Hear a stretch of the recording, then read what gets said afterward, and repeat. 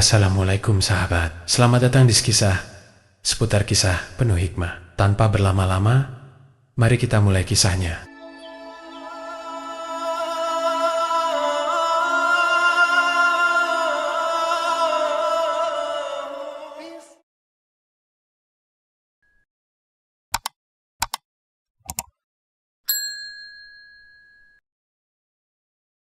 Sebelum dimulai ceritanya, jangan lupa tuliskan barakallah di kolom komentar ya, karena hidup ini penuh berkah dengan adanya Allah Subhanahu wa Ta'ala. Cerita dimulai. Naya duduk di lantai kamarnya, bersandar pada dinding yang dingin. Buku PR matematika terbuka di pangkuannya. Namun pikirannya jauh dari angka-angka yang bertebaran di halaman itu. Suara gaduh dari dapur terdengar jelas, meskipun pintu kamar ditutup rapat. Jantungnya berdegup kencang, rasa cemas mulai merayap dalam dadanya. Kamu itu istri macam apa? Hah? Masak nasi gosong aja nggak bisa? Suara teriakan ayahnya, Faris, memecah keheningan malam. Naya menggigit bibirnya, menahan air mata yang mulai menggenang. Ia tahu apa yang akan terjadi selanjutnya. Ini bukan pertama kalinya. Setiap kali suara piring pecah terdengar, itu menjadi tanda awal dari badai yang akan menerjang rumah kecil mereka. Iya, aku salah, Mas. Aku minta maaf. Suara Maya, ibunya, terdengar lemah, seperti seseorang yang sudah kehabisan energi untuk melawan. Namun, permintaan maaf itu tidak pernah cukup. Tiba-tiba, suara tamparan keras menggema, membuat Naya melompat dari tempat duduknya. Dadanya sesak, napasnya terengah-engah. Tanpa berpikir panjang, ia membuka pintu kamarnya dan berlari menuju dapur. Berhenti, ayah, jangan pukul ibu. Cherry, Naya. Suaranya bergetar di ujung. Faris menoleh dengan cepat, matanya menyala penuh kemarahan. Diam di kamar, ini bukan urusanmu. Suaranya memekik, membuat tubuh Naya bergidik.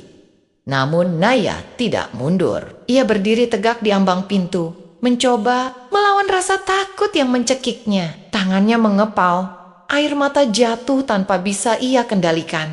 Di hadapannya, Maya terkulai di lantai. Pipinya memerah dengan bekas tangan Faris yang masih membekas. Ibu gak pantas diperlakukan kayak gitu. Ayah gak punya hak buat nyakitin ibu. Naya mencoba bersuara tegas meski tubuhnya gemetar. Jangan ngajarin aku, anak kecil. Faris mendekat. Suaranya semakin keras, membuat Naya melangkah mundur. Namun, ia tetap menatap ayahnya dengan penuh keberanian. Maya mencoba bangkit, menarik lengan Naya dengan lemah. Naya, sudah, masuk kamar nak, bisiknya suaranya nyaris tak terdengar. Tapi, Bu masuk kamar sekarang, bentak Faris. Matanya membelalak penuh amarah. Naya tahu, ia tak bisa melawan lebih jauh. Dengan berat hati, ia melangkah mundur, menatap ibunya yang memohon dengan air mata. Aku gak akan biarkan ini terus terjadi. Gumamnya dalam hati. Ia masuk ke kamar dengan hati yang hancur, namun tekadnya semakin kuat. Malam itu terasa begitu panjang. Naya duduk di pojok kamarnya, memeluk lututnya sendiri. Ia mencoba meredam suara hatinya yang berteriak penuh amarah dan kesedihan. Matanya tertuju pada sebuah foto keluarga kecil mereka yang tergantung di dinding. Di foto itu, Faris tersenyum lebar sambil memeluk Maya. Sedangkan Naya berdiri di samping mereka dengan pipi yang tembam dan senyum polos. Foto itu diambil bertahun-tahun yang lalu, saat semuanya masih terasa baik-baik saja.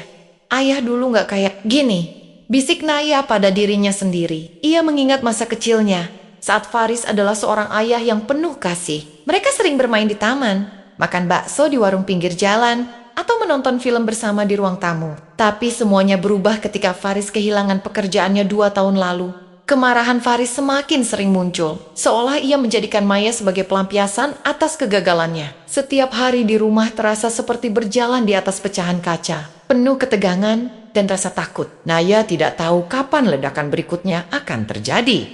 Tapi ia tahu satu hal, ia tidak akan tinggal diam. Keesokan paginya, suasana di meja makan terasa hampa. Maya menyajikan nasi goreng dengan wajah yang masih sembab. Faris duduk di kursinya dengan ekspresi dingin, membaca koran seperti biasa. Naya duduk diam, menunduk menatap piringnya. Kamu gak sekolah, Naya? Tanya Faris tiba-tiba. Suaranya datar, tapi cukup membuat Naya menegang. Sekolah, ayah, jawabnya pelan. Ya udah, makan yang cepat.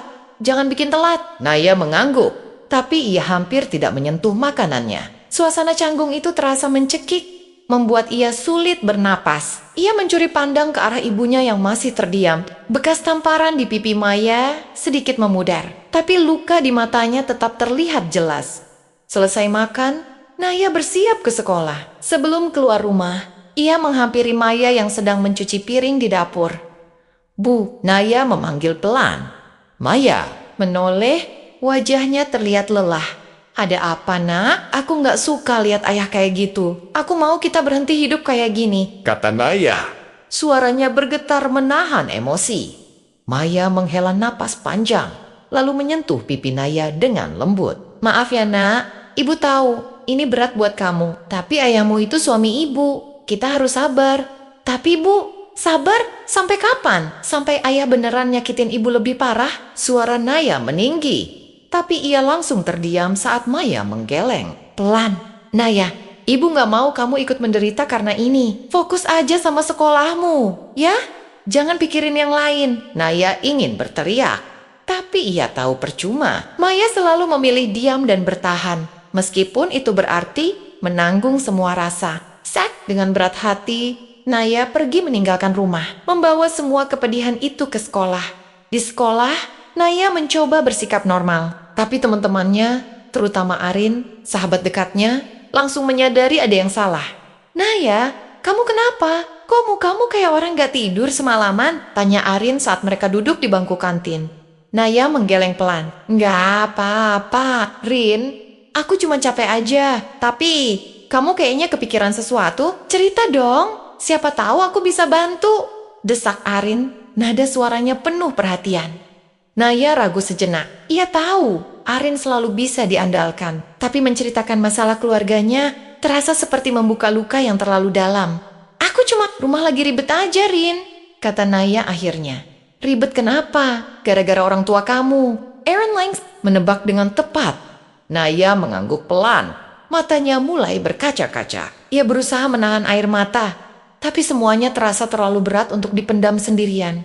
Ayahku, dia sering marah-marah, terus suka mukul ibu. Suara Naya semakin pelan, hampir tak terdengar. Arin terdiam sejenak, lalu menggenggam tangan Naya dengan erat. Ya Tuhan, Nay, kamu gak apa-apa? Aku serius. Kalau kamu butuh bantuan, bilang aku ya. Jangan dipendam sendirian. Naya mengangguk lemah, merasa sedikit lega karena ada yang mendengarkan. Tapi di dalam hatinya, ia tahu bahwa bantuan Arin tidak akan cukup. Masalah ini terlalu besar, terlalu rumit untuk diselesaikan dengan mudah. Malam harinya, Naya kembali duduk di kamar dengan perasaan yang campur aduk. Ia memikirkan ibunya, memikirkan ayahnya, dan memikirkan dirinya sendiri. Semua ini terasa begitu tidak adil. Naya menatap ke jendela kamar yang menghadap ke langit malam. Bintang-bintang bersinar terang, seolah-olah tidak peduli dengan kekacauan yang terjadi di dunia.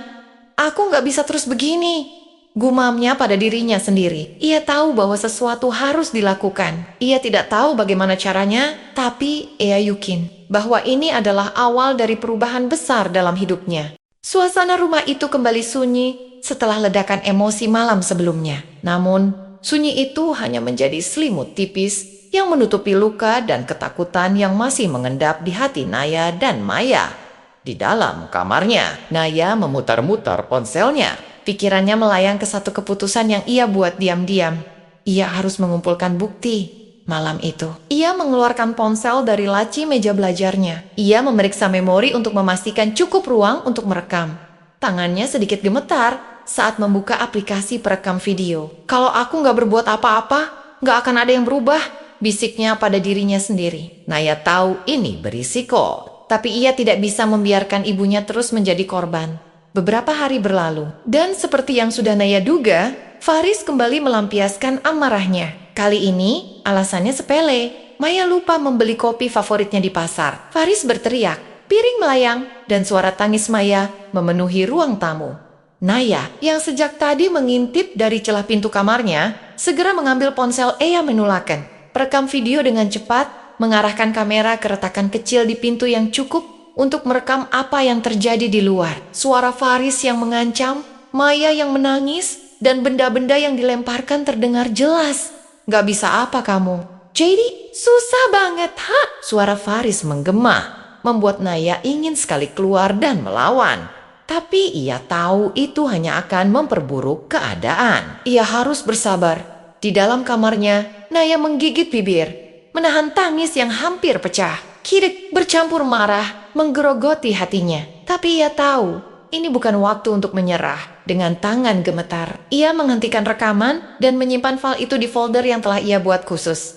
Bukti, malam itu, setelah Faris pergi ke warung untuk minum bersama teman-temannya, Naya keluar dari kamarnya. Di dapur, ia melihat Maya sedang duduk di bangku kayu kecil, menyeka luka di pipinya dengan kain basah. Bekas tamparan Faris masih memerah, kontras dengan kulit Maya yang pucat. Naya merasa dadanya sesak. "Bu," panggil Naya pelan. Ia berjalan mendekat, duduk di sebelah Maya. Maya tersenyum kecil, meski senyum itu jelas dipaksakan. "Kenapa, Nak? Belum tidur, Bu? Sampai kapan mau diam?" Naya bertanya dengan suara serak. Ia menatap ibunya dengan mata yang penuh rasa. "Sakit, ayah itu bukan suami. Dia monster." Maya menendok, menggenggam kain di tangannya lebih erat. "Nak, jangan ikut campur. Ayahmu itu kepala keluarga. Kalau dia pergi, kita hidup dari mana?" Jawab Maya pelan, tapi tegas. Jawaban itu membuat darah Naya mendidih. Ia hampir tidak percaya ibunya bisa mengatakan hal seperti itu. "Hidup dari mana? Kita ini udah kayak mati, Bu. Setiap hari cuma dihantui ketakutan. Kalau aku bisa cari uang sendiri, aku akan pergi dari sini sama ibu." Suara Naya meninggi. Ia tidak peduli jika ayahnya mendengar. Seluruh emosinya pecah, seperti air yang meluap dari bendungan. Maya menatap Naya dengan mata berkaca-kaca. "Kamu masih terlalu kecil untuk ngerti, Nak," katanya. Suaranya gemetar. "Ibu tahu ayahmu kasar, tapi dia tetap ayahmu. Dan kita nggak bisa hidup tanpa dia. Kenapa nggak bisa, Bu? Aku tahu ibu takut, aku juga takut. Tapi kalau kita terus begini, nggak akan ada akhirnya." Naya merasa kehabisan kata-kata. Ia ingin sekali mengguncang ibunya, membuatnya sadar bahwa ini bukan kehidupan yang pantas untuk mereka. Maya hanya menghela napas panjang, menunduk tanpa berkata apa-apa lagi. Dalam diam, Naya tahu bahwa ibunya tidak akan berubah. Namun, itu tidak menghentikan tekad Naya. Jika ibunya tidak bisa melindungi dirinya sendiri, maka ia yang akan melakukannya. Hari-hari berikutnya, Naya menjadi semakin cermat. Setiap kali Faris memulai pertengkaran, ia dengan sigap merekam, memastikan setiap kata kasar dan tindakan kekerasan terekam dengan jelas. Ia mulai mencari cara untuk menyimpan file-file itu dengan aman. Ia bahkan membuat salinan di emailnya sendiri, berjaga-jaga jika sesuatu terjadi pada ponselnya. Namun, tidak cukup hanya merekam. Naya tahu ia butuh dukungan. Seseorang yang bisa membantunya melawan Faris. Pikiran itu membawanya ke Arin, sahabatnya. Di jam istirahat sekolah, Naya membawa Arin ke taman kecil di belakang gedung. Tidak banyak siswa yang tahu tempat itu, jadi mereka bisa berbicara tanpa takut didengar orang lain. "Rin, aku mau ngomong serius," kata Naya sambil duduk di bangku kayu yang agak lapuk. Arin menatapnya dengan penasaran. "Serius gimana? Kamu kelihatan tegang banget." Naya menatap Arin dalam-dalam. Ia ragu sejenak, lalu mengeluarkan ponselnya. Ia membuka salah satu video yang telah direkamnya, lalu menyerahkan ponsel itu ke Arin. Arin melihat layar ponsel dengan ekspresi terkejut. Suara teriakan Faris dan tangis Maya yang terekam dalam video itu membuat wajah Arin memucat. Setelah beberapa detik, ia menghentikan video dan menatap Naya dengan mata berkaca-kaca. "Naya, ini beneran terjadi di rumah kamu?" tanya Arin dengan suara gemetar. Naya mengangguk pelan. "Rin, aku nggak tahu harus gimana lagi. Aku nggak mau diam. Aku nggak mau hidup terus-terusan kayak gini. Tapi aku juga nggak tahu harus mulai dari mana." Arin menarik napas panjang, mencoba menenangkan dirinya sendiri. "Kita harus lapor ke orang dewasa, Nay. Guru, konselor, siapa aja yang bisa bantu. Kamu nggak bisa nanggung ini sendirian." "Aku takut, Rin. Kalau ayah tahu aku ngelaporin dia, aku nggak tahu apa yang bakal dia lakuin," jawab Naya. Suaranya penuh keraguan. Arin menggenggam tangan Naya dengan erat. "Aku ada di sini buat kamu. Kita bakal cari cara. Kamu nggak sendirian." Malam itu, Faris pulang lebih larut dari biasanya. Bau alkohol menyengat memenuhi ruang tamu saat ia masuk. membuat Naya langsung bersembunyi di kamarnya. Tapi ia tetap membuka pintu sedikit, memantau apa yang terjadi.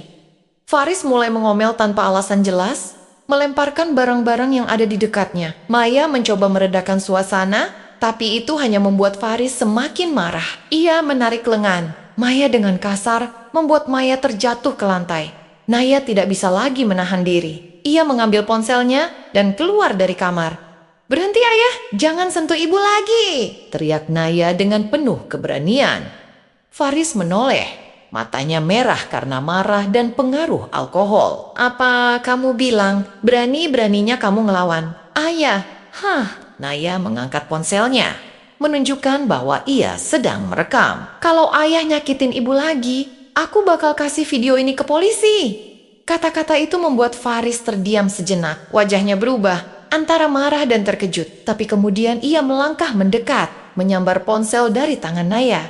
"Kamu pikir kamu pintar?" teriak Faris sambil melempar ponsel itu ke dinding. Ponsel itu jatuh ke lantai. Layar retak, Naya mundur, tapi ia tidak gentar. "Aku udah nyimpen semua video ayah, bukan cuma di ponsel itu. Jadi kalau ayah pikir bisa menghentikan aku, ayah salah." Faris mengepalkan tinjunya, tapi Maya segera bangkit dan memeluk Naya, melindunginya dari amukan Faris. "Mas, tolong!" jenggot teriak Maya dengan suara putus asa. Malam itu, ketegangan di rumah mencapai puncaknya. Naya tahu bahwa pertempuran ini baru saja dimulai, dan ia harus lebih siap untuk menghadapi apa yang akan terjadi selanjutnya. Di jam istirahat sekolah, Naya membawa Arin ke taman kecil di belakang gedung. Tidak banyak siswa yang tahu tempat itu, jadi mereka bisa berbicara tanpa takut didengar orang lain. "Rin, aku mau ngomong serius," kata Naya sambil duduk di bangku. Kayu yang agak lapuk, Arin menatapnya dengan penasaran. "Serius gimana? Kamu kelihatan tegang banget." Naya menatap Arin dalam-dalam. Ia ragu sejenak, lalu mengeluarkan ponselnya. Ia membuka salah satu video yang telah direkamnya, lalu menyerahkan ponsel itu ke Arin. Arin melihat layar ponsel dengan ekspresi terkejut. Suara teriakan Faris dan tangis Maya yang terekam dalam video itu membuat wajah Arin memucat. Setelah beberapa detik, ia menghentikan video dan menatap Naya dengan mata berkaca-kaca. "Naya, ini beneran terjadi di rumah kamu?" tanya Arin dengan suara gemetar. Naya mengangguk pelan. "Rin, aku nggak tahu harus gimana lagi. Aku nggak mau diam. Aku nggak mau hidup terus-terusan kayak gini. Tapi aku juga nggak tahu harus mulai dari mana." Arin menarik napas panjang, mencoba menenangkan dirinya sendiri. "Kita harus lapor ke orang dewasa, Nay.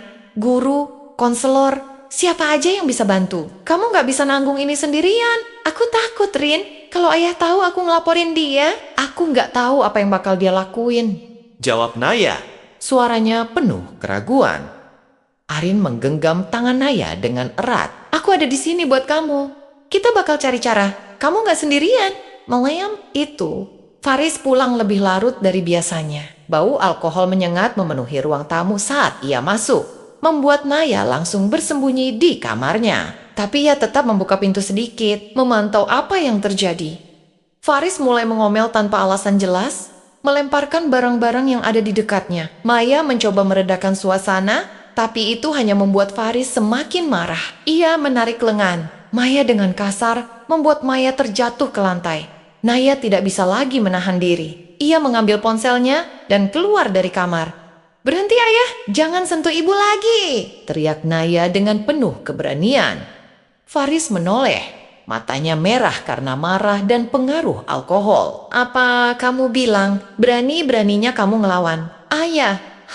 Naya mengangkat ponselnya, menunjukkan bahwa ia sedang merekam. "Kalau ayah nyakitin ibu lagi, aku bakal kasih video ini ke polisi."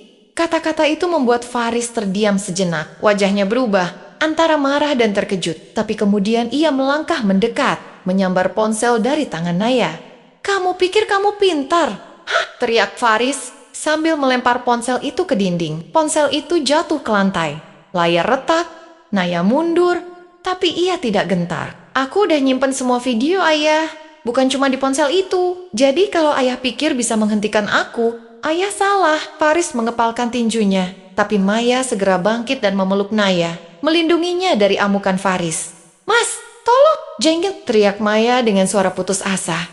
Malam itu, ketegangan di rumah mencapai puncaknya. Naya tahu bahwa pertempuran ini baru saja dimulai, dan ia harus lebih siap untuk menghadapi apa yang akan terjadi selanjutnya. Semua dimulai dengan ide kecil yang tiba-tiba muncul di kepala Naya saat ia duduk sendirian di kamarnya, menatap layar ponselnya yang masih retak setelah dilempar oleh Faris. Ia sudah menyimpan banyak rekaman sebagai bukti, tetapi ia tahu bahwa menyimpannya saja tidak akan mengubah apapun. Pikirannya mengembara ke TikTok, platform yang sering ia gunakan untuk sekadar melihat video lucu atau tren terbaru. Kali ini, ia berpikir untuk menggunakannya dengan cara berbeda. Ia ingin berbicara, ingin menunjukkan kepada dunia bahwa ada banyak orang seperti dirinya terperangkap dalam lingkaran kekerasan yang tak berujung. Naya menghabiskan beberapa malam untuk memikirkan cara menyuarakan ceritanya. Ayah tahu, Ayah Harris, per hari ia tidak ingin Faris tahu apa yang sedang ia lakukan. Setelah berpikir panjang, ia memutuskan untuk menyamarkan wajah dan suaranya dalam video. Ia belajar menggunakan aplikasi pengeditan sederhana untuk mengaburkan wajahnya dan mengubah nada suaranya menjadi lebih dalam. Video pertama yang ia unggah hanya berdurasi 15 detik. Ia merekam suara tangis ibunya yang terdengar dari balik pintu, lalu menambahkan teks. Ini suara ibuku, korban kekerasan dalam rumah tangga. Aku tidak tahu harus berbuat apa, tapi aku ingin kalian tahu bahwa ini nyata. Ia menekan tombol unggah dengan jantung berdegup kencang. Beberapa jam pertama berlalu tanpa ada yang melihat videonya. Namun, keesokan paginya, saat ia memeriksa ponselnya sebelum berangkat sekolah, jumlah tayangan video itu sudah mencapai puluhan ribu. Komentar-komentar mulai bermunculan. Kamu berani banget. Semangat ya dek, laporkan saja. Jangan diam, kamu nggak sendirian. Banyak yang dukung. Hati Naya terasa hangat membaca komentar-komentar itu. Untuk pertama kalinya, ia merasa bahwa ia tidak sendirian. Ada orang-orang di luar sana yang peduli. Meskipun mereka tidak mengenalnya, dalam beberapa hari, video-video yang ia unggah mulai viral. Ia membuat lebih banyak video. Kali ini berbicara langsung, meskipun dengan wajah dan suara yang tetap disamarkan. Ia menceritakan bagaimana rasanya hidup dalam ketakutan. Bagaimana ia harus menyaksikan ibunya diperlakukan dengan buruk oleh ayahnya. Banyak orang bilang, kenapa nggak lapor aja? Percayalah, itu nggak semudah yang kalian pikirkan. Ayahku mengontrol segalanya di rumah. Kalau aku lapor dan dia tahu, aku nggak tahu apa yang bakal dia lakukan sama aku dan ibuku. Tapi aku juga nggak mau diam. Ini adalah caraku untuk melawan. Videonya mendapat ribuan komentar yang mendukung. Bahkan ada orang-orang yang berbagi cerita serupa tentang bagaimana mereka pernah menjadi korban atau saksi kekerasan dalam rumah tangga.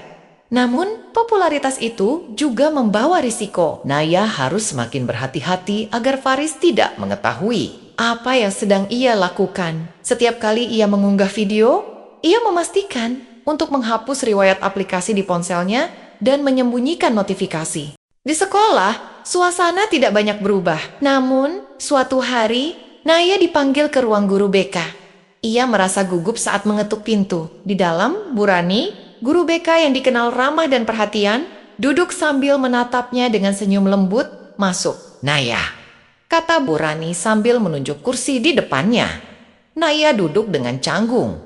Jari-jarinya saling meremas. Ia tidak tahu apa yang akan dibicarakan. Naya, ibu tahu, kamu mungkin merasa ini aneh. Tapi ibu ingin bicara tentang sesuatu, kata Burani dengan nada tenang. Ibu melihat video-videomu di TikTok, wajah Naya langsung memerah. Ia seperti tertangkap basah.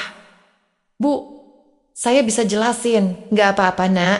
Ibu nggak di sini untuk marah atau menyalahkan kamu. Sebaliknya, ibu ingin bilang kalau kamu nggak sendirian. Kalau kamu butuh bantuan, ibu ada di sini, kata Burani, menatap Naya dengan penuh empati. Naya terdiam sejenak, mencoba menahan air mata yang mulai menggenang. Ia tidak menyangka ada orang dewasa di luar sana yang benar-benar peduli padanya. Tapi, Bu, kalau ayah tahu saya cerita ke orang lain, saya nggak tahu apa yang bakal dia lakukan. Saya takut, kata Naya akhirnya. Burani mengangguk pelan. Ibu ngerti. Makanya ibu gak akan memaksa kamu. Tapi ibu mau kamu tahu. Kalau kamu siap untuk melapor, ibu bisa bantu. Tapi kamu harus siap menghadapi reaksi keluargamu. Ini bu, hal yang mudah Naya. Naya menggigit bibirnya, mencoba mencerna kata-kata Burani. Ia tahu ini bukan keputusan yang bisa diambil dengan mudah. Tapi satu hal yang pasti, ia tidak ingin hidup seperti ini selamanya, Bu, kata Naya dengan suara tegas. Meskipun matanya masih berkaca-kaca. Saya nggak takut, dia sudah terlalu lama menghancurkan hidup kami. Setelah pembicaraan itu, Naya merasa lebih percaya diri. Ia tahu ia memiliki dukungan, setidaknya dari Bu Rani. Namun, ia juga tahu bahwa ini baru permulaan. Masih banyak hal yang harus ia lakukan untuk mengubah keadaan. Beberapa hari kemudian, saat Naya sedang duduk di bangku taman sekolah bersama Arin, ponselnya bergetar. Ia menerima pesan dari seseorang yang tidak ia kenal. Pesan itu berbunyi, "Saya melihat video TikTok kamu. Kalau kamu butuh bantuan hukum, saya bisa bantu. Saya pengacara, gratis." Naya terdiam membaca pesan itu. Ia merasa seperti menemukan harapan baru, tetapi juga merasa ragu. Apakah ini bisa dipercaya? Apakah ini benar-benar seseorang yang ingin membantu?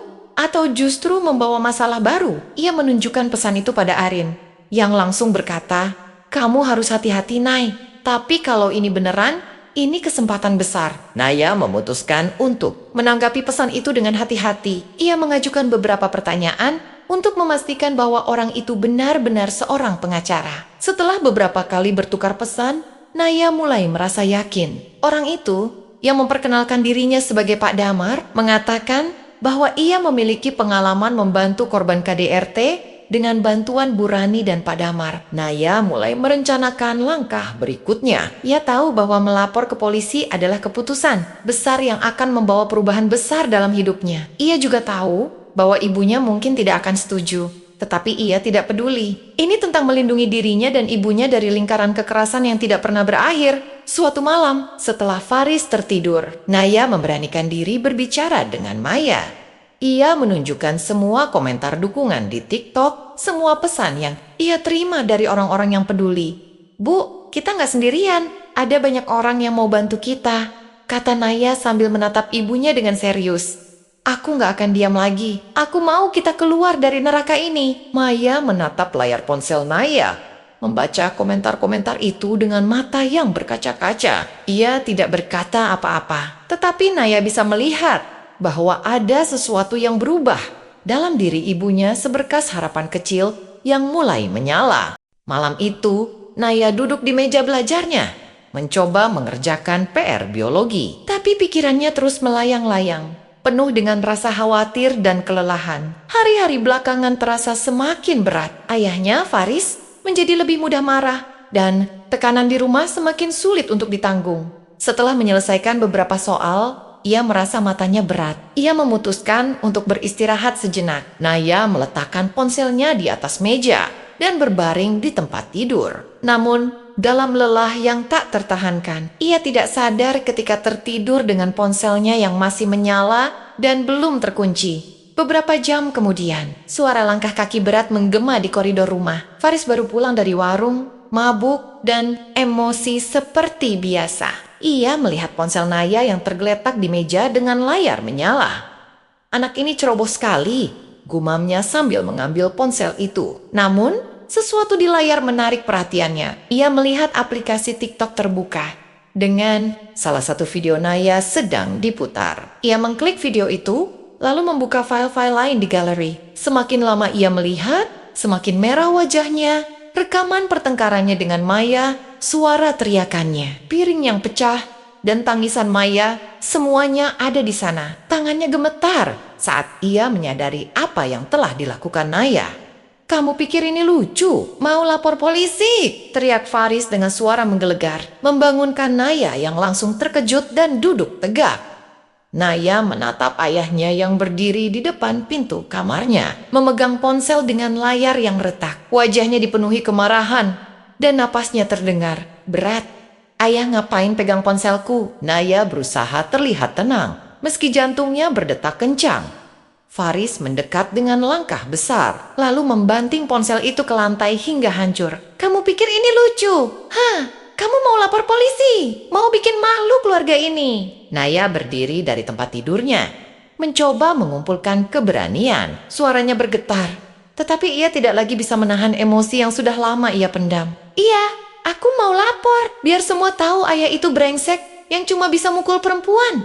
Wajah Faris memerah seperti bara api. Ia melangkah cepat ke arah Naya, mengangkat tangannya, tetapi sebelum ia sempat melakukan apa-apa, Maya berlari masuk ke kamar dan berdiri di depan Naya. "Mas, hentikan!" teriak Maya sambil merentangkan tangannya untuk melindungi putrinya. "Jangan sentuh Naya!" Namun, Faris yang sudah kehilangan kendali tidak peduli. Dengan kasar, ia mendorong Maya ke dinding. Tubuh Maya terhempas dengan keras dan ia meringis kesakitan sambil memegangi punggungnya. "Ibu!" Naya berteriak sambil berlari ke arah Maya, memegang tubuh ibunya yang terguncang. Faris menatap mereka berdua dengan mata yang dipenuhi amarah. "Kamu berdua ini gak tahu diri. Aku ini kepala keluarga di rumah ini. Tanpa aku, kalian mau makan apa? Hah?" Naya bangkit berdiri, menatap ayahnya dengan penuh kebencian. "Kepala keluarga? Kepala keluarga gak kayak gini, ayah. Kepala keluarga itu melindungi keluarganya, bukan nyakitin mereka. Ayah itu gak lebih baik dari sampah." Kata-kata itu seperti pukulan bagi Faris.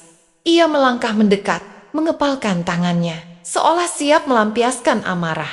Namun, Naya tidak mundur. Ia berdiri tegak, meski tubuhnya gemetar, air mata mengalir di pipinya. "Kenapa, ayah?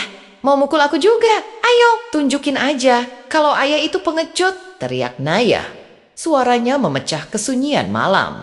Faris terdiam sesaat, mungkin karena terkejut oleh keberanian Naya. Namun, kemarahan dalam dirinya tetap berkobar. Ia berbalik dan berjalan keluar kamar, menghantam pintu dengan keras hingga suara dentuman terdengar menggema di seluruh rumah. Begitu Faris pergi, Naya segera membantu Maya berdiri. Tubuh ibunya masih lemah dan wajahnya menunjukkan rasa sakit yang mendalam, baik secara fisik maupun emosional. Naya membimbing Maya ke tempat tidur dan membantunya duduk. "Ibu nggak apa-apa?" tanya Naya dengan suara serak, menahan tangisnya sendiri. Maya mengangguk pelan, meskipun air mata masih mengalir di pipinya. "Ibu nggak apa-apa, nak. Kamu nggak usah lawan ayahmu lagi ya. Ibu nggak mau kamu celaka." Naya menggeleng keras. "Enggak, Bu. Aku nggak bisa diam lagi. Ayah nggak bisa terus-terusan kayak gini. Kita harus keluar dari rumah ini." "Tapi, nak," Maya mencoba berbicara, tetapi Naya memotongnya. "Bu, aku udah capek hidup kayak gini. Aku nggak mau kita terus-terusan. Takut setiap hari. Aku nggak tahu gimana caranya. Tapi aku janji, aku akan bawa ibu keluar dari neraka ini." Maya terdiam, menatap Naya dengan tatapan campuran antara rasa takut dan rasa bangga. Ia tahu putrinya benar, tetapi keberanian Naya juga membuatnya khawatir. Maya memeluk Naya erat-erat, seolah-olah itu adalah cara terakhirnya untuk melindungi putrinya. Malam itu, Naya tidak bisa tidur. Ia terus memikirkan apa yang harus ia lakukan selanjutnya. Ponselnya sudah hancur dan ia kehilangan sebagian besar rekaman yang telah ia simpan. Namun, ia masih memiliki salinan di email dan cloud. Itu adalah satu-satunya harapan yang tersisa baginya. Ia juga tahu bahwa Faris mungkin akan menjadi lebih curiga dan lebih berbahaya setelah kejadian ini. Ketakutan itu menghantui setiap detik pikirannya. Tapi di sisi lain, ketakutan itu juga memicu semangatnya. Ia tahu bahwa ia harus bertindak cepat sebelum semuanya menjadi lebih buruk di sekolah. Naya mencoba bersikap normal. Tetapi Arin, yang sudah lama menjadi sahabatnya, langsung menyadari ada yang salah. "Nay, kamu kenapa? Mukamu pucat banget," tanya Arin saat mereka duduk di kantin. Naya hanya menggeleng. "Aku nggak apa-apa, Rin. Tapi kamu kelihatan kayak orang habis ketemu hantu," desak Arin. Setelah ragu sejenak, Naya akhirnya menceritakan kejadian malam sebelumnya. Arin mendengarkan dengan serius. Matanya membelalak saat mendengar detailnya. "Kamu nggak bisa terus-terusan kayak gini, Nay," kata Arin. "Kamu harus cari cara buat keluar dari rumah itu." "Aku tahu, Rin," jawab Naya. "Tapi itu nggak semudah itu. Aku harus pastiin ibu juga mau. Kalau cuma aku yang pergi, ayah bakal makin gila." Arin menggenggam tangan Naya dengan erat. "Aku bakal bantu kamu sebisa aku. Kamu nggak sendirian." Setelah kejadian malam itu, Naya semakin yakin bahwa ia harus bertindak cepat. Ia menemui Burani lagi di ruang BK, menceritakan apa yang terjadi. Burani mendengarkan dengan penuh perhatian, lalu berkata, "Naya, kamu harus siap untuk langkah besar. Kalau kamu benar-benar mau melapor, ibu akan mendukung kamu sepenuhnya. Tapi Bu, kalau saya lapor, Ayah pasti tahu. Dan saya apa yang bakal dia lakukan ke ibu? Kata Naya dengan suara pelan. Itu risiko, Naya. Tapi ingat, kalau kita melapor, kita bisa minta perlindungan dari pihak berwajib. Ibu akan bantu kamu menghubungi lembaga yang bisa melindungi kamu dan ibumu. Naya mengangguk, meskipun hatinya masih penuh keraguan. Ia tahu ini bukan keputusan yang mudah, tetapi ia juga tahu bahwa ia tidak punya pilihan lain. Faris sudah terlalu lama menghancurkan hidup mereka. Pagi itu, Naya duduk di bangku ruang BK dengan wajah yang tegang. Ia tidak bisa berhenti menggoyangkan kakinya. Sebuah kebiasaan yang muncul setiap kali ia gugup. Di depannya, Bu Rani sedang berbicara di telepon, memastikan bahwa semua sudah diatur untuk perjalanan mereka ke kantor polisi. Naya, kata Bu Rani setelah menutup telepon. Semuanya sudah siap. Kita akan pergi sekarang. Tapi kamu harus yakin ini yang benar-benar kamu mau.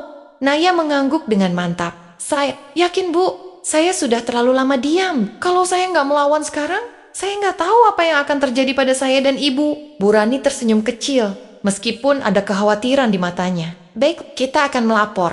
Tapi ingat, ini mungkin tidak akan mudah. Kamu harus kuat. Mereka meninggalkan sekolah menggunakan mobil Bu Rani. Dalam perjalanan, suasana hening. Naya hanya menatap keluar jendela, melihat jalanan yang sibuk, tetapi pikirannya penuh dengan ketakutan dan harapan. Ia tahu bahwa keputusan ini akan membawa perubahan besar dalam hidupnya. Tetapi ia tidak tahu apakah perubahan itu akan lebih baik atau lebih buruk, Naya. Kata Bu Rani akhirnya, memecah keheningan. Ibu bangga sama kamu. Tidak semua anak seusiamu punya keberanian seperti ini. Terima kasih, Bu. Jawab Naya pelan. Ia merasa lega mendengar dukungan dari Bu Rani, tetapi kekhawatirannya tetap membayangi. Ia tidak bisa membayangkan apa yang akan terjadi jika ayahnya tahu. Setibanya di kantor polisi, Naya merasa jantungnya berdetak lebih kencang. Bangunan itu tampak dingin dan menakutkan, tetapi ia menguatkan dirinya. Ia harus melakukannya. Ini bukan hanya untuk dirinya sendiri, tetapi juga untuk ibunya. Di dalam kantor polisi, seorang petugas perempuan menyambut mereka. Petugas itu tampak ramah, tetapi wajahnya serius saat mendengar apa yang akan dilaporkan Naya. Kami akan segera memproses laporan ini, kata petugas itu setelah mendengar cerita Naya. Tapi nak, kamu harus tahu bahwa ini mungkin tidak akan mudah. Kami akan melakukan segala yang kami bisa untuk melindungi kamu dan ibumu. Tetapi kamu harus bersiap menghadapi reaksi dari ayahmu. Naya mengangguk, menahan napas saat menyerahkan ponselnya yang sudah rusak, serta salinan rekaman-rekaman yang telah ia simpan di email. Petugas itu memeriksa bukti-bukti tersebut dengan cermat, dan ekspresinya berubah serius. Bukti-bukti ini cukup kuat, kata petugas itu akhirnya. Kami akan segera memulai proses hukum. Tapi, sekali lagi, kamu harus siap. Ini akan menjadi proses yang panjang. Naya menghela napas lega. Meskipun rasa takut masih menyelimutinya, ia tahu ia telah mengambil langkah pertama yang besar. Saat Naya pulang ke rumah, ia langsung disambut oleh Maya yang sedang berdiri di ruang tamu. Wajah ibunya penuh kekhawatiran, dan Naya tahu bahwa sesuatu sudah tidak beres. Kamu dari mana, Naya? Tanya Maya dengan suara tegang. Naya menggigit bibirnya. Ia tahu, ia tidak bisa berbohong. Aku pergi ke kantor polisi, Bu. Aku melaporkan ayah. Mata Maya melebar, dan ia langsung mendekati Naya. Apa? Kamu gila? Ayahmu akan semakin marah. Kalau dia tahu, Ibu, dia nggak akan berubah, balas Naya dengan suara yang mulai meninggi. Berapa lama lagi kita harus hidup kayak gini? Sampai kapan kita harus takut setiap hari? Maya menggelengkan kepala. Air mata mulai mengalir di pipinya. Kamu nggak tahu apa yang kamu lakukan, Naya? Kamu pikir polisi itu bisa melindungi kita? Kalau ayah tahu, kita semua bisa celaka. Ibu, aku nggak peduli, teriak Naya. Aku nggak mau lagi hidup dalam ketakutan. Kalau ibu mau terus diam, itu hak ibu. Tapi aku nggak akan diam lagi. Maya terdiam, menatap putrinya dengan mata penuh air mata. Naya, kamu nggak ngerti. Ayahmu itu mungkin salah, tapi dia tetap kepala keluarga. Kita, Bu, dia bukan kepala keluarga. Dia monster, balas Naya dengan suara bergetar. Ibu mau terus membela dia. Sampai kapan, Bu? Sampai aku harus lihat ibu mati dulu. Baru sadar, kata-kata itu seperti pukulan bagi Maya. Ia menutup mulutnya dengan tangan, menahan isak tangisnya. Naya merasa dadanya sesak melihat ibunya seperti itu. Tetapi ia tidak bisa menahan dirinya untuk berkata-kata. Semua emosi yang selama ini ia pendam akhirnya meledak. Malam itu, suasana di rumah terasa seperti berjalan di atas tali yang tipis. Faris belum pulang, dan Naya serta Maya duduk di ruang tamu dengan keheningan yang mencekam. Maya terlihat gelisah, terus melirik ke arah pintu, seolah-olah menunggu. Sesuatu yang buruk terjadi, Ibu, kata Naya akhirnya. Aku gak akan biarkan ayah menyakiti kita lagi. Aku janji. Maya hanya menatap Naya tanpa berkata apa-apa. Dalam hatinya, ia merasa terjebak antara rasa takut dan rasa bangga pada putrinya. Ia tahu bahwa Naya benar, tetapi ketakutannya pada Faris terlalu besar untuk diabaikan. Ketika Faris akhirnya pulang, Maya langsung berdiri mencoba menyambutnya dengan tenang. Tetapi Naya tetap duduk di tempatnya, menatap ayahnya dengan pandangan tajam. Kalian kenapa? Tanya Faris, melihat ketegangan di wajah Maya dan Naya. Gak apa-apa, Mas, jawab Maya cepat, mencoba mengalihkan perhatian Faris. Namun, Faris tidak mudah dibodohi. Ia mendekati mereka dengan langkah berat, menatap mereka satu persatu. Ada yang aneh di sini. Apa yang kalian sembunyikan? Naya mengepalkan tangannya, tetapi ia tidak berkata apa-apa. Ia tahu bahwa ini bukan waktu yang tepat untuk memulai konfrontasi. Malam itu, Naya tidur dengan rasa takut yang lebih besar dari biasanya. Ia tahu bahwa keputusan yang ia buat akan membawa konsekuensi besar. Tetapi ia juga tahu bahwa ia tidak bisa kembali. Langkah pertama sudah diambil, dan sekarang ia harus melanjutkan perjuangannya.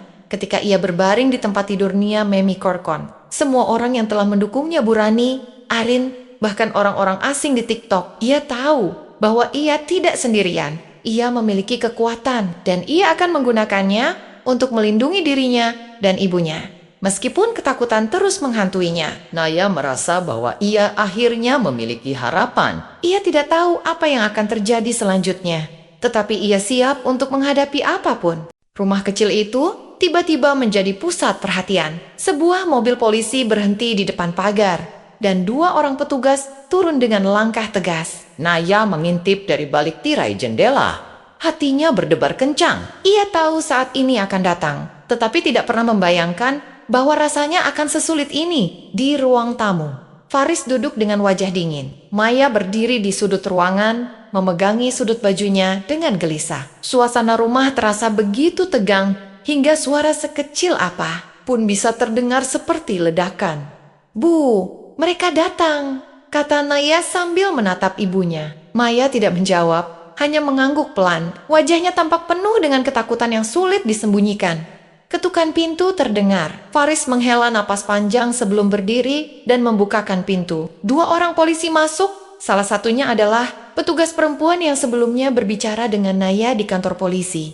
Selamat malam, Pak, sapa petugas perempuan itu dengan nada tegas namun sopan. Kami dari kepolisian, ada laporan yang masuk mengenai dugaan kekerasan dalam rumah tangga. Kami ingin melakukan pemeriksaan awal. Faris tersenyum, meskipun senyum itu jelas dipaksakan. Oh, begitu ya. Silakan masuk, Pak. Bu, saya ini kepala keluarga yang sayang istri dan anak. Saya yakin ini cuma salah paham. Petugas laki-laki melirik Faris dengan tajam. Kami hanya ingin memastikan. Pak, bisa kami bicara dengan istri dan anak Anda? Tentu saja, jawab Faris sambil melangkah ke ruang tamu. Ia melambaikan tangan ke arah Maya dan Naya yang berdiri di sudut. Ayo, sini, bilang sama mereka bahwa semua baik-baik saja. Maya menanduk, tidak berani menatap langsung ke arah polisi. Namun, Naya melangkah maju, menatap ayahnya dengan penuh keberanian. Bohong, katanya dengan suara lantang. Suaranya bergetar tapi tegas. Ayah itu cuma brengsek sok suci. Semua rekaman ada di polisi. Aku gak takut lagi sama ayah. Wajah Faris berubah seketika. Senyum palsunya memudar, digantikan oleh tatapan marah yang dingin. Ia melangkah mendekat ke arah Naya. Tetapi polisi perempuan itu segera berdiri di antara mereka. Pak, tolong tenang, kata petugas itu dengan nada tegas. Faris mencoba mengendalikan dirinya, tetapi kemarahannya jelas terlihat. Ia tertawa kecil, mencoba mengalihkan perhatian. Anak saya ini memang sering berimajinasi, Bu. Mungkin dia terlalu banyak nonton sinetron. Saya ini orang yang sayang keluarga. Bohong lagi, teriak Naya. Kali ini suaranya lebih keras. Kepala keluarga? Kepala keluarga macam apa yang mukul istrinya? Yang bikin anaknya hidup dalam ketakutan setiap hari? Semua bukti udah ada di polisi. Jangan pura-pura jadi orang baik. Kata-kata Naya membuat Faris benar-benar kehilangan kontrol. Wajahnya memerah, tangannya mengepal, dan ia meraih vas bunga yang ada di meja. Dengan penuh kemarahan, ia melemparkan vas itu ke arah Naya. Waktu seolah berhenti sejenak. Naya terdiam. Matanya membesar saat melihat benda itu melayang ke arahnya. Namun, sebelum vas itu bisa mengenainya, Maya melangkah maju dengan cepat dan berdiri di depan Naya. Vas itu menghantam bahu Maya dengan keras, membuatnya terjatuh ke lantai. "Bu!" teriak Naya sambil berlutut, memegang ibunya yang meringis kesakitan. Polisi langsung bereaksi. Petugas laki-laki segera menangkap lengan Faris, menekannya ke belakang. Sementara petugas perempuan membantu Maya berdiri. "Pak, Anda kami tangkap atas dugaan kekerasan dalam rumah tangga," kata petugas laki-laki dengan nada tegas. "Lepasin saya!" teriak Faris sambil meronta. "Kalian gak tahu apa-apa, ini semua salah paham." Namun, kali ini tidak ada yang percaya pada kebohongannya. Maya, yang biasanya diam, akhirnya bersuara. Dengan suara yang gemetar namun penuh keberanian, ia berkata, "Jangan sentuh anakku lagi. Aku sudah cukup lama diam. Kamu bukan kepala keluarga. Kamu itu monster." Kata-kata Maya membuat Naya menatap ibunya dengan terkejut. Ini adalah pertama kalinya ibunya berdiri melawan Faris. Meskipun tubuh Maya gemetar, keberanian di matanya tidak bisa disangkal. Faris terus berteriak saat polisi memborgol tangannya dan membawanya keluar dari rumah. Para tetangga yang penasaran mulai berkumpul di depan pagar, berbisik-bisik sambil melihat apa yang terjadi. Namun, Naya tidak peduli. Ia hanya merasa lega bahwa ayahnya akhirnya akan menghadapi konsekuensi atas perbuatannya. Di dalam rumah, Maya duduk di sofa dengan napas yang masih tersengal. Naya duduk di sampingnya, menggenggam tangan ibunya dengan erat.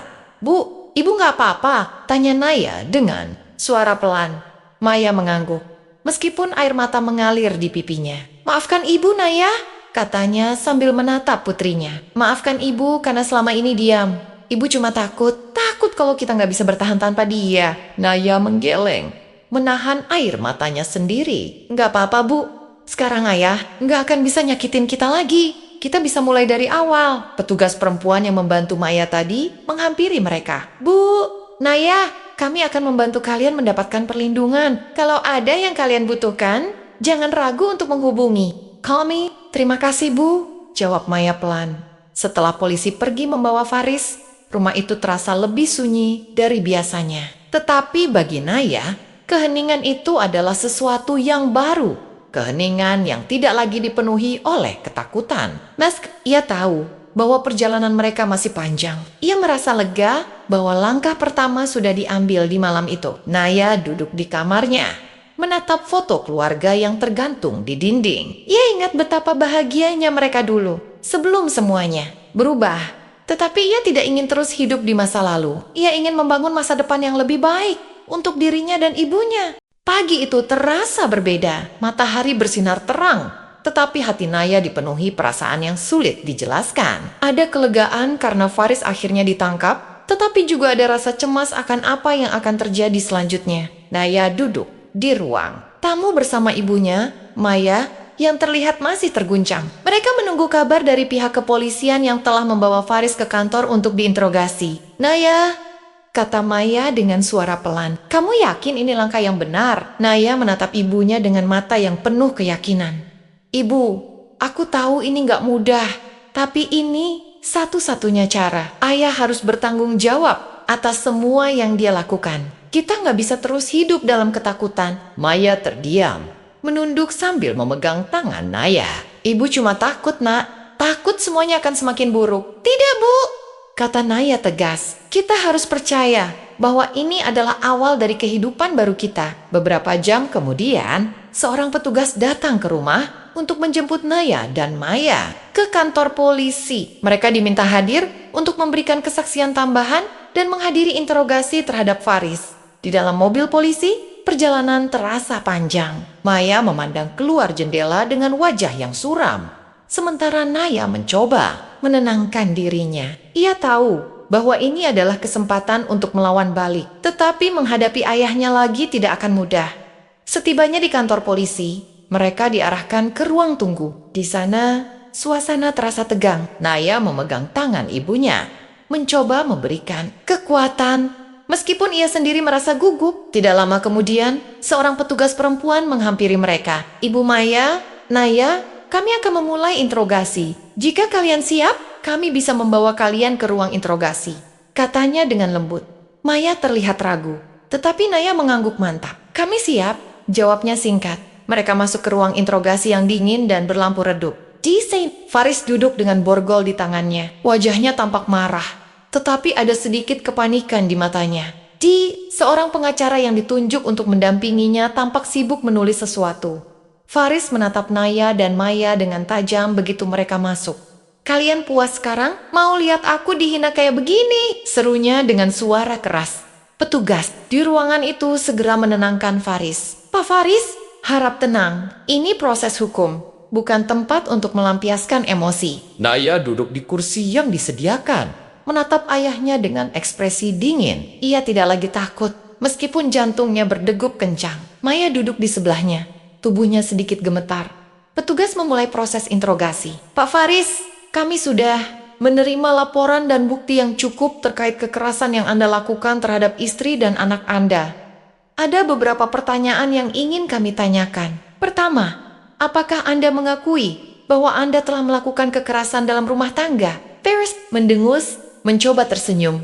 Kekerasan? Saya cuma marah sedikit. Itu hal biasa dalam rumah tangga, tapi saya tidak memukul sekeras itu. Mereka pasti melebih-lebihkan. Naya mendengar kata-kata itu, dan amarahnya langsung memuncak. Ia tidak bisa lagi menahan dirinya. Sedikit, kamu pikir semua ini cuma kemarahan kecil? Semua luka yang kamu buat. Aku rekam di sini, katanya sambil menunjuk ke kepalanya. Dan di hati aku, suaranya bergetar, tetapi ia tidak berhenti. Kamu pantas di penjara, ayah. Kamu harus bayar semua yang sudah kamu lakukan. Faris terlihat terkejut mendengar keberanian Naya. Ia membuka mulutnya untuk membalas tetapi petugas segera menahannya. Pak Faris, tolong jawab pertanyaan kami saja. Ini bukan tempat untuk berdebat. Petugas meminta Maya untuk memberikan kesaksiannya. Dengan suara pelan dan penuh emosi, Maya menceritakan bagaimana ia telah hidup dalam ketakutan selama bertahun-tahun. Saya selalu berpikir, mungkin dia akan berubah. Tapi setiap hari, semuanya justru semakin buruk. Saya takut untuk melawan, takut untuk bicara. Tapi anak saya, Naya, dia memberi saya keberanian. Dia mengingatkan saya bahwa ini bukan hidup yang pantas kami jalani. Air mata mengalir di pipi Maya saat ia berbicara. Bahkan, petugas yang mendengarkan tampak tersentuh oleh ceritanya. Sementara itu, Faris hanya duduk diam. Wajahnya mulai memerah karena malu dan marah. Setelah Maya selesai, giliran Naya diminta untuk berbicara dengan suara tegas. Ia menceritakan semua yang telah ia alami, mulai dari ketakutan yang ia rasakan setiap hari hingga keberaniannya untuk merekam bukti kekerasan. Semua bukti ada di sini, kata Naya sambil menunjukkan salinan rekaman yang telah ia simpan di flash drive. Setiap kata, setiap tamparan, semuanya terekam. Aku gak akan pernah lupa, ayah. Faris semakin tersudut dengan bukti-bukti yang diajukan. Pengacaranya mencoba membela dengan mengatakan bahwa Faris hanya sedang berada dalam tekanan akibat masalah pekerjaan. Tetapi petugas tidak menerima alasan itu. Tekanan pekerjaan tidak bisa menjadi alasan untuk melakukan kekerasan, kata petugas. Perempuan dengan tegas, apalagi kepada istri dan anak Anda. Faris akhirnya kehilangan kontrol. Kalian semua gak ngerti? Saya ini kepala keluarga. Saya cuma ingin semuanya berjalan sesuai keinginan saya. Apa itu salah?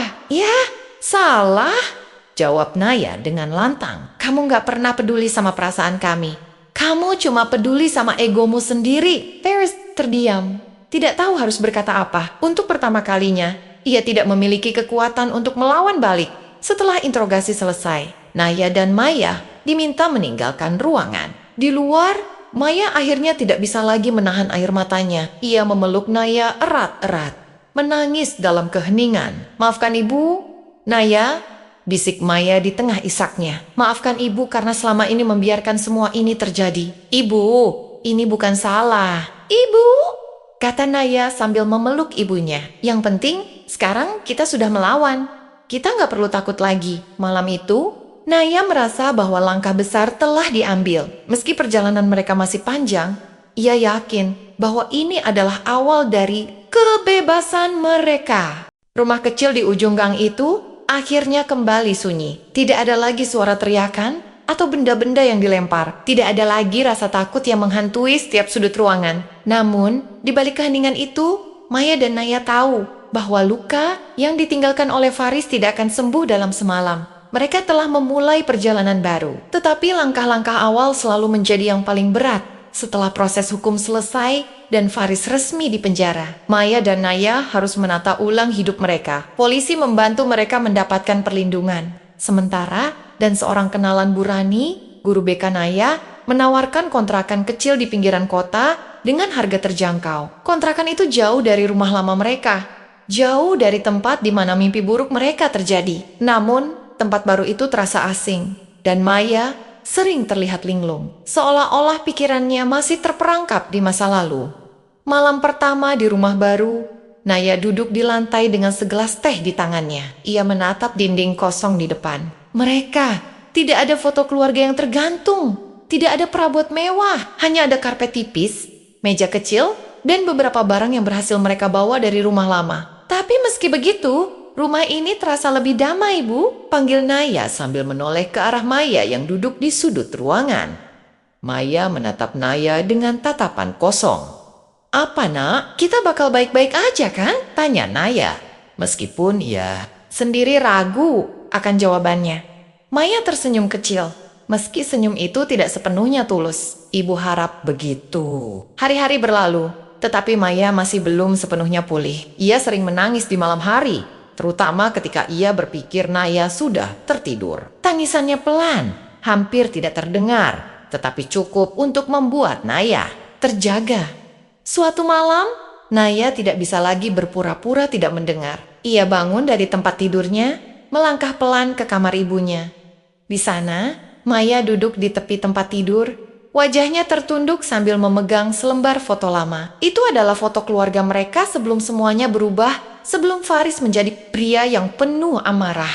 Maya menangis, memegangi foto itu seolah-olah itu adalah satu-satunya kenangan indah yang tersisa. Bu, Naya memanggil pelan. Suaranya hampir berbisik.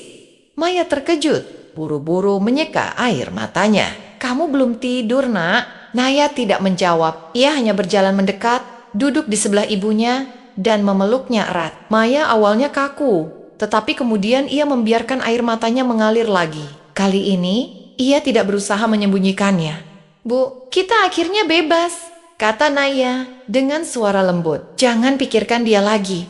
Dia itu cuma masa lalu. Maya terdiam, tangisannya semakin deras. Tetapi dalam pelukan Naya, ia merasa ada sedikit kekuatan yang mengalir. Setelah beberapa saat, Maya mengusap kepala Naya dengan lembut dan berkata lirih, kamu benar, kamu anak yang jauh lebih kuat dari yang pernah aku bayangkan. Keesokan harinya, Naya memutuskan bahwa ia tidak bisa hanya duduk diam. Ia harus melakukan sesuatu untuk membantu ibunya bangkit kembali. Setelah pulang sekolah Eya Mendetenji, Bu, Rani di ruang BK.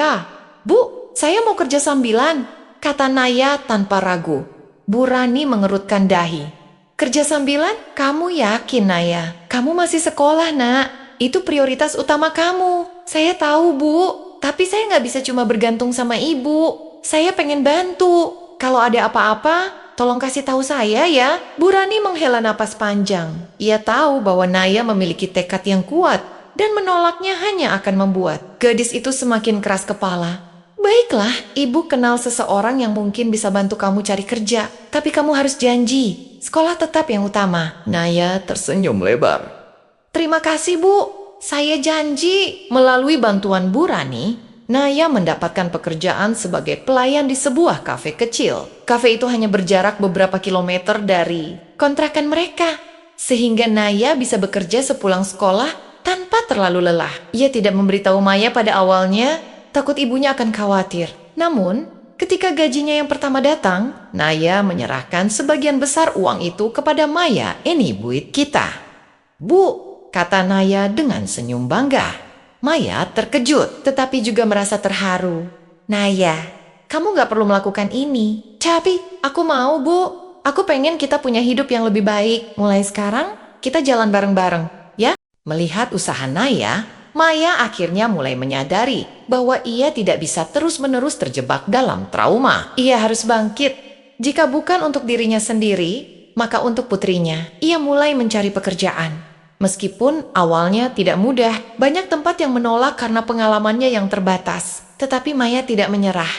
Akhirnya, Maya mendapatkan pekerjaan sebagai pembantu dapur di sebuah warung makan kecil. Pekerjaan itu tidak bergaji besar, tetapi cukup untuk membantu, memenuhi kebutuhan mereka. Setiap kali pulang kerja, Maya membawa makanan sisa dari warung untuk dimakan bersama Naya. Mereka mungkin tidak memiliki banyak, tetapi mereka memiliki kedamaian, dan itu sudah lebih dari cukup. Malam itu, Naya dan Maya duduk di lantai ruang tamu, makan nasi bungkus bersama sambil menonton acara komedi di televisi kecil mereka. Tawa Naya menggema di ruangan itu, membuat Maya ikut tersenyum. Bu, ingat gak? Waktu dulu kita suka masak bareng. Aku pengen banget kita masak-masak lagi, kata Naya sambil tersenyum lebar.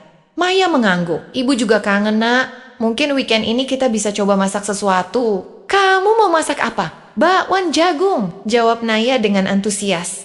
Tapi ibu yang Irish ya.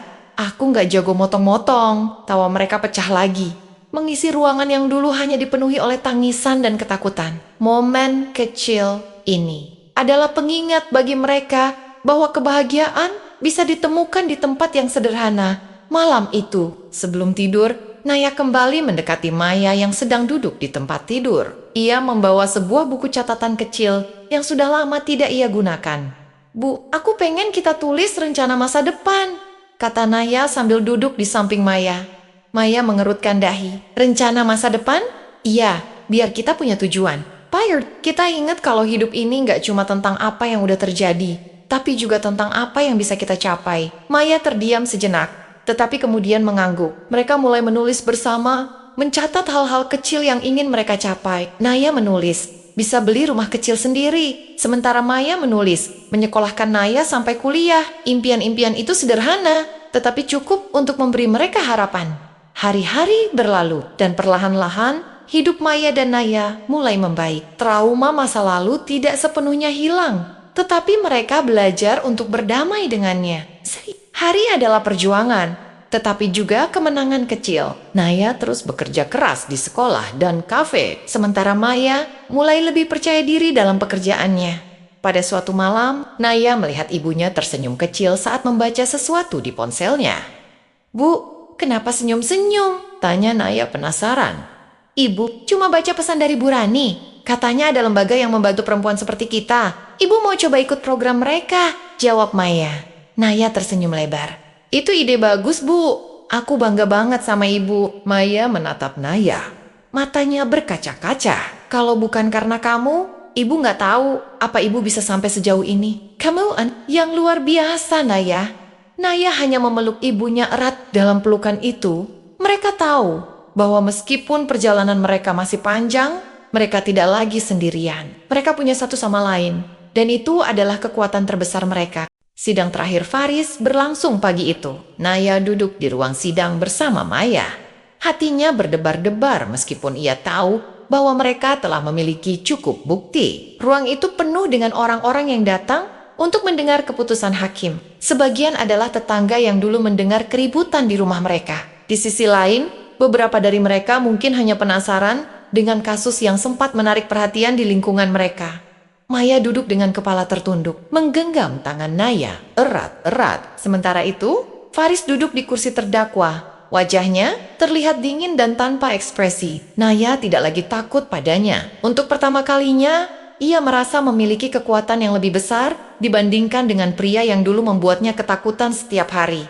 Hakim mengetuk palu, membuat seluruh ruangan hening seketika. Suara lantang hakim mulai membacakan putusan. Berdasarkan bukti-bukti yang telah disampaikan, termasuk rekaman video dan kesaksian korban. Terdakwa dinyatakan bersalah atas tindak kekerasan dalam rumah tangga dan dijatuhi hukuman penjara selama 5 tahun. Maya terisak, menutup mulutnya dengan tangan untuk menahan tangis. Air matanya mengalir deras, tetapi kali ini bukan air mata ketakutan, melainkan air mata kelegaan. Naya memeluk ibunya erat, berusaha menenangkan. Meskipun hatinya sendiri terasa lega, hingga ia ingin menangis juga. Di kursi terdakwa, Faris tidak banyak bereaksi. Ia hanya menatap lurus ke depan dengan ekspresi keras. Namun, bagi Naya, tidak ada lagi yang bisa membuatnya takut. Pria yang pernah menjadi ancaman terbesar dalam hidup mereka, akhirnya menghadapi konsekuensinya setelah sidang selesai. Maya dan Naya keluar dari gedung pengadilan dengan perasaan yang bercampur aduk. Meski ada rasa lega, Maya terlihat masih cemas. Ia menoleh ke arah Naya. "Ini sudah selesai ya?" tanyanya pelan.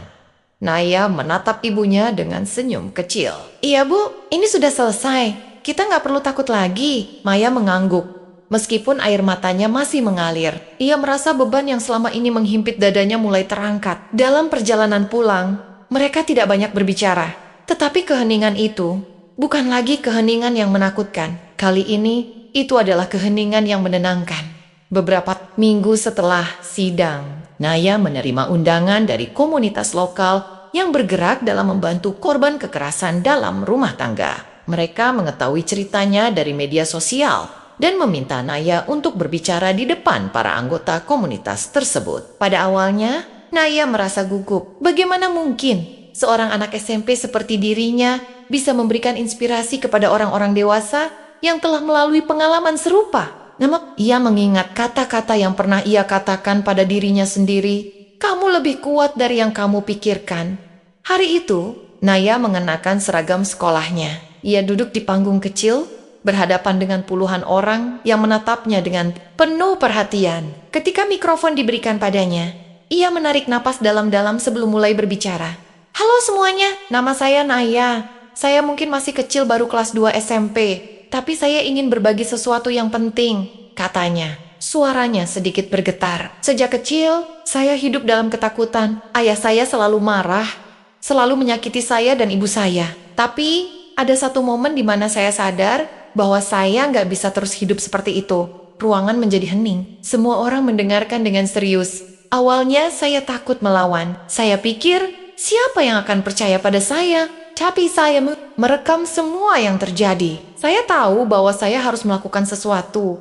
Bahkan kalau itu berarti harus menghadapi ayah saya sendiri. Dan sekarang, dia ada di penjara. Dia harus bertanggung jawab atas apa yang dia lakukan. Naya menatap audiens. Matanya penuh dengan keyakinan. "Aku hanya anak SMP.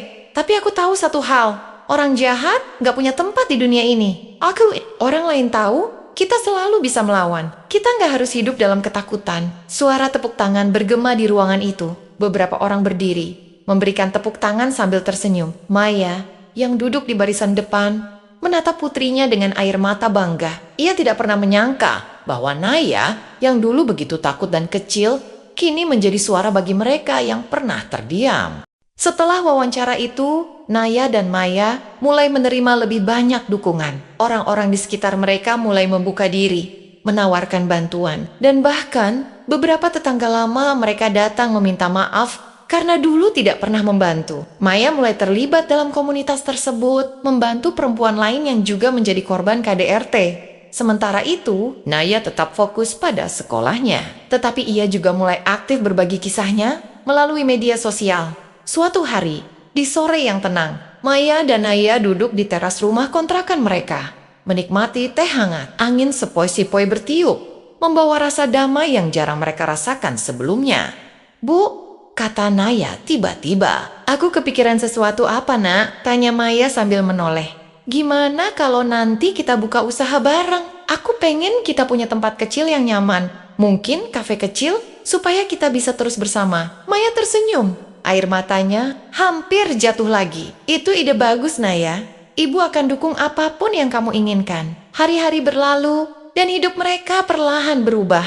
Meskipun trauma masa lalu tidak sepenuhnya hilang, Maya dan Naya mulai menemukan kebahagiaan kecil di setiap harinya. Mereka tidak lagi hidup dalam ketakutan. Dan untuk pertama kalinya, mereka merasa bahwa masa depan adalah sesuatu yang bisa mereka bangun bersama. Di malam itu, sebelum tidur, Maya duduk di tempat tidur Naya. Ia menatap putrinya yang sedang menulis. Di buku catatannya, "Naya," kata Maya pelan, "kamu tahu nggak? Kamu adalah alasan kenapa ibu bisa bertahan sejauh ini." Naya tersenyum kecil, menutup bukunya. "Ibu, aku juga nggak akan sampai sejauh ini tanpa ibu. Kita saling menguatkan kan?" Maya mengangguk, lalu memeluk Naya erat-erat. Dalam pelukan itu, mereka tahu bahwa mereka telah menang. Bukan dengan kekerasan, tetapi dengan keberanian, keteguhan, hati, dan cinta yang tidak pernah padam. Naya dan Maya memulai hidup baru mereka dengan penuh harapan. Mereka belajar bahwa kekuatan tidak selalu datang dari fisik, tetapi dari keberanian untuk melawan apa yang salah. Kisah mereka menjadi inspirasi bagi banyak orang, menunjukkan bahwa keadilan bisa dicapai tanpa harus kehilangan kemanusiaan. Dan di dalam hati mereka, meskipun luka masa lalu tetap ada, mereka tahu bahwa mereka akhirnya bebas. Bebas untuk bermimpi, bebas untuk mencintai, dan yang paling penting, bebas untuk hidup. Sekian kisah dari kami, jadi jangan lupa like, komen, dan subscribe channel ini. Wassalamualaikum warahmatullahi wabarakatuh. أحب الوفاء بشتى الصور أحب الوفي الأمين الأغر فأهل الوفاء كلون السحاب وحسن الربيع وماء المطر